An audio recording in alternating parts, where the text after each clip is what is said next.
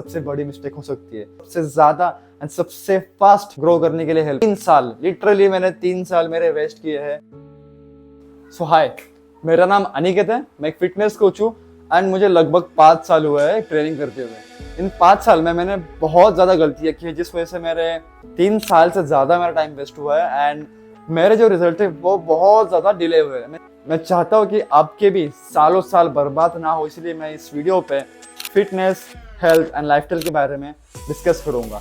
तो make sure to subscribe. तो हम आज कुछ मिस्टेक्स के बारे में बात करेंगे। बेसिक बहुत सारे मिस्टेक्स किए मैंने, बट हम कुछ गिने चुने मिस्टेक्स के बारे में इस वीडियो में बात करेंगे। अगर आपको अच्छे लगते हैं तो विल क्रिएट न्यू वीडियो और वहाँ पे हम और डेप्थ में जाएंगे। Point number 1, following any influencer blindly. अब हम बहुत सारे इन्फ्लुएंसर को फॉलो करते हैं, तो किसी के भी फिजिक देख के, या फिर हमारा स्टार्टिंग में यही होता है अप्रोच कि जल्द से जल्द हमें रिजल्ट मिले। तो अगर वो एक इजी वे बता दे तो हमें लगता है कि हाँ ही इज राइट एंड हम उसे विश्वास करने लगते हैं, जो कि गलत बात है। किसी की फिजिक अच्छी है, किसी के फॉलोअर ज्यादा है, दैट डजंट मीन कि वो आपको एक सही राह दिखाए, सही इंफॉर्मेशन दे। आपको पता नहीं कि उसके जेनेटिक्स कैसे है, आपको पता नहीं कि उसका एक्सपीरियंस कितना है, वो कितने साल से वर्कआउट कर रहा है, उसने स्टेरॉइड्स लिए होंगे, ऐसे बहुत सारी चीज़ें जो हमें पता नहीं होती। तो हमेशा स्टार्टिंग के फेज में ऐसे लोगों को फॉलो करो जिन्हें नॉलेज है, जो आपको सही नॉलेज प्रोवाइड करे। और स्टार्टिंग में हमेशा एक बात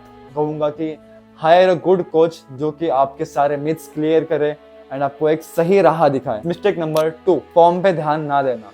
मेरा मानना है कि सबसे ज़्यादा आपको आपके फॉर्म्स एंड टेक्निक पे ज़्यादा करके ध्यान देना है, क्योंकि मैंने बहुत सारे लोग देखे जो सालों साल वर्कआउट कर रहे हैं, 3-4 साल से वर्कआउट कर रहे हैं, बट उनकी ग्रोथ नहीं हो पा रही क्योंकि वो प्रोग्रेसिव ओवरलोड नहीं कर पाते।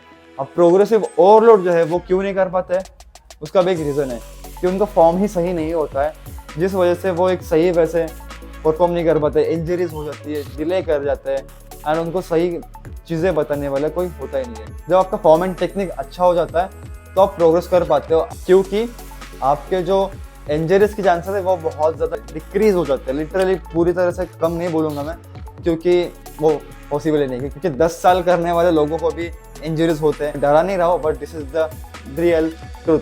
तो पहले हमेशा आपको फॉर्म एंड टेक्निक पे ध्यान देना है एंड उसके बाद में आपको प्रोग्रेसिव ओवरलोड करना है। आपकी बॉडी जो है बहुत स्मार्ट है, वो किसी भी चीज़ को अडेप्ट कर लेती है। अगर आप सेम वेट से सेम रेपिटेशंस लॉन्गर ड्यूरेशन तक कर रहे हो तो बॉडी को एक रीज़न नहीं मिलता ग्रो करने का, क्योंकि बॉडी को लगता है कि ये सफिशिएंट है, राइट।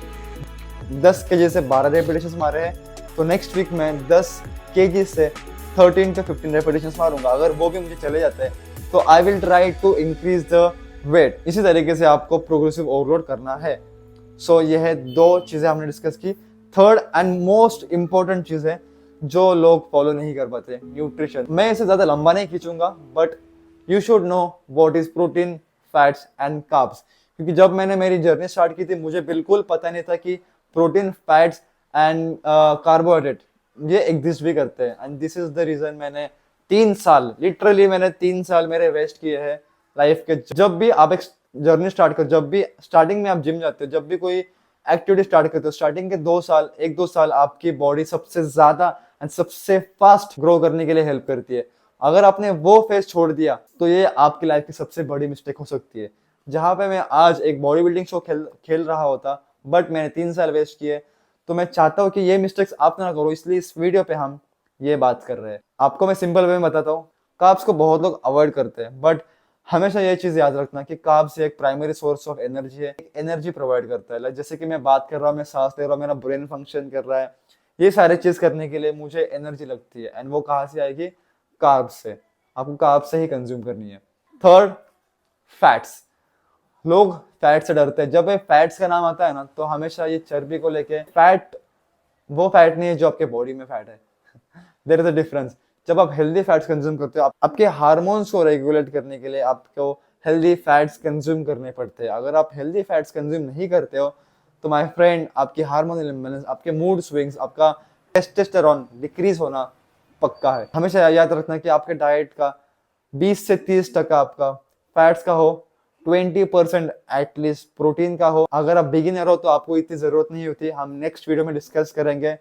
एंड कार्बोहाइड्रेट 40 to 50% होना चाहिए।